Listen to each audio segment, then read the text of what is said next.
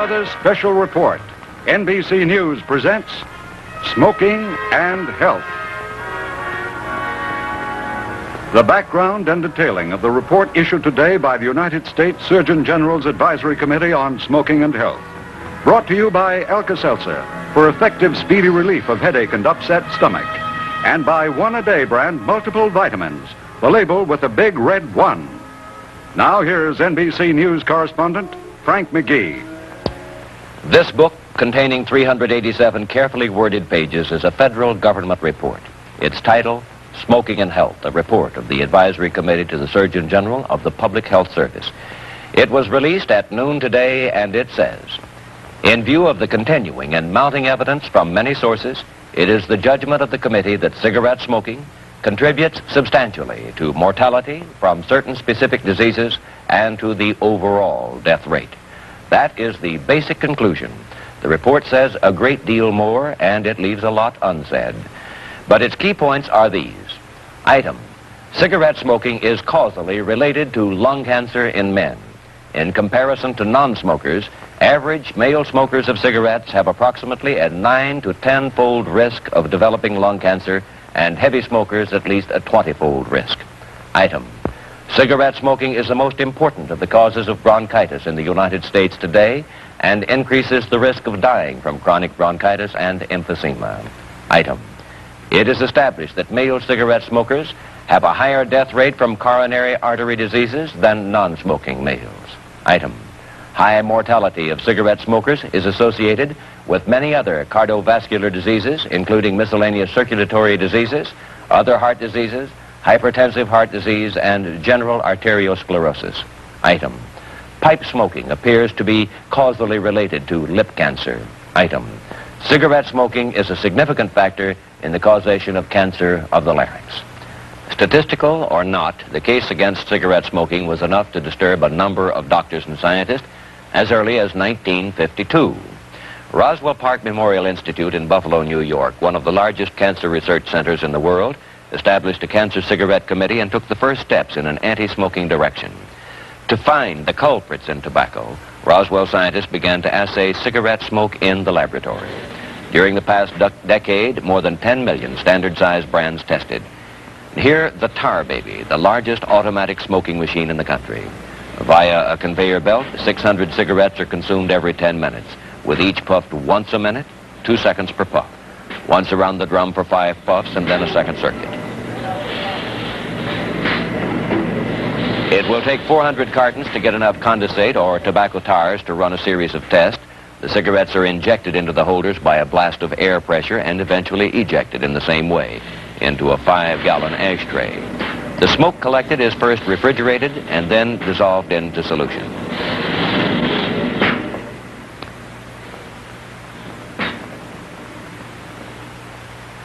The complexity of the research problem is evident.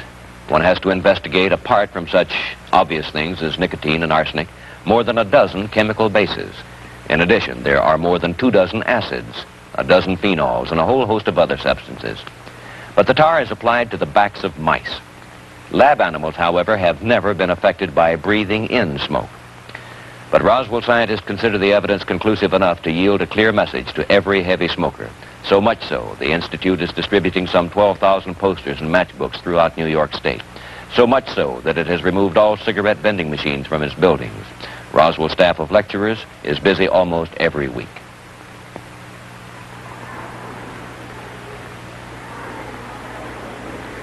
My purpose in being here this afternoon is not to tell you not to smoke. In your present state of good health, you may feel that you have plenty of time to burn. However, you should realize that 1 out of every 10 of you who's a heavy smoker will die from cancer of the lung. If I said to you that tonight 1 out of every 10 NFT buses that leave from in front of Bishop McMahon High School will be involved in a fatal collision, I wonder how willing you would be to take any of the buses home.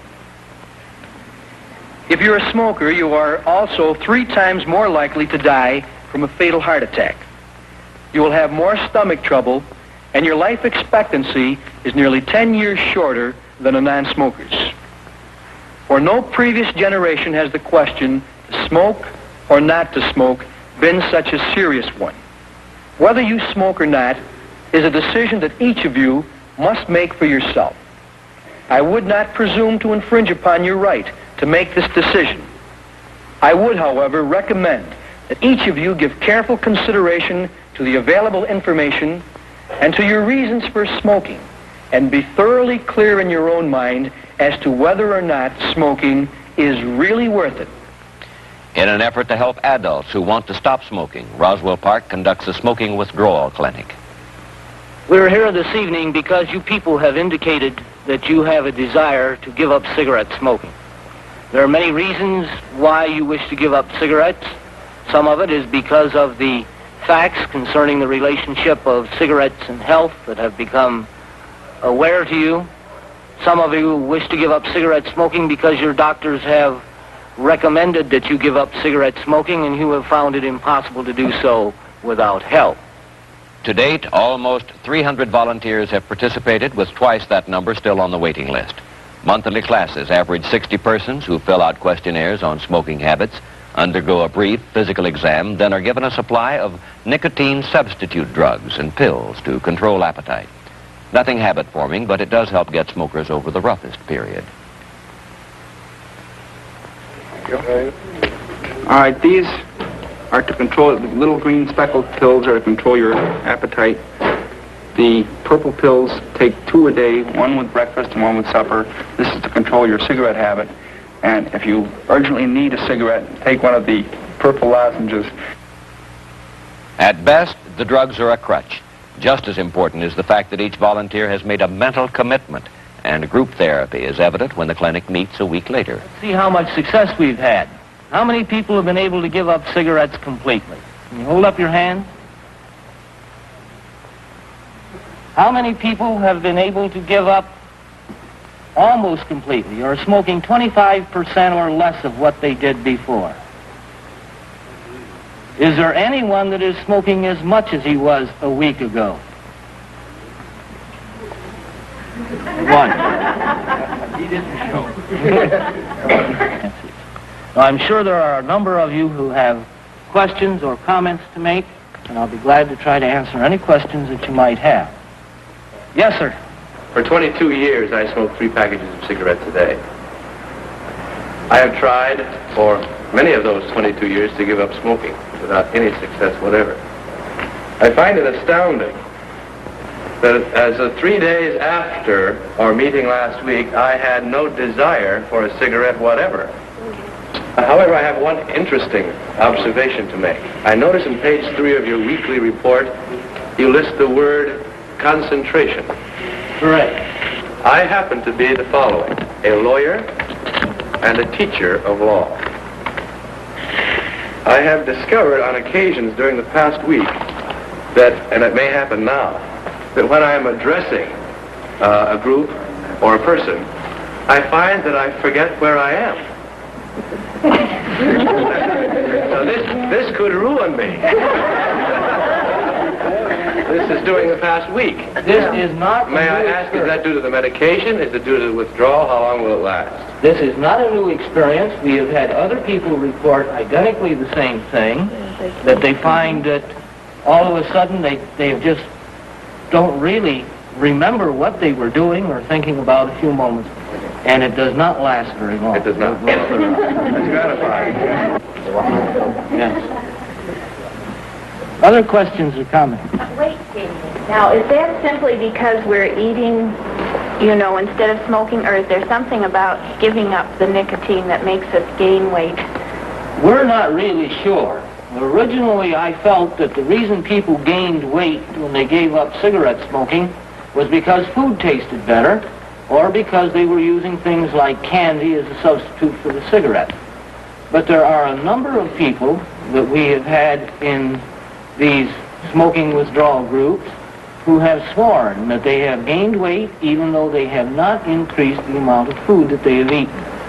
And we don't really have a good explanation for this That yet. would just be time that happens. I suppose it would balance out. Then It if does you're not balance out, smoking and or- people who do gain weight very frequently will find that this will plateau after 3 or 4 weeks, and then it's not difficult to lose the weight that has been gained. And the lady in the back? How long does it take for the urge to disappear? That varies. Some people, as you heard this evening, say they don't have any desire for a cigarette at all.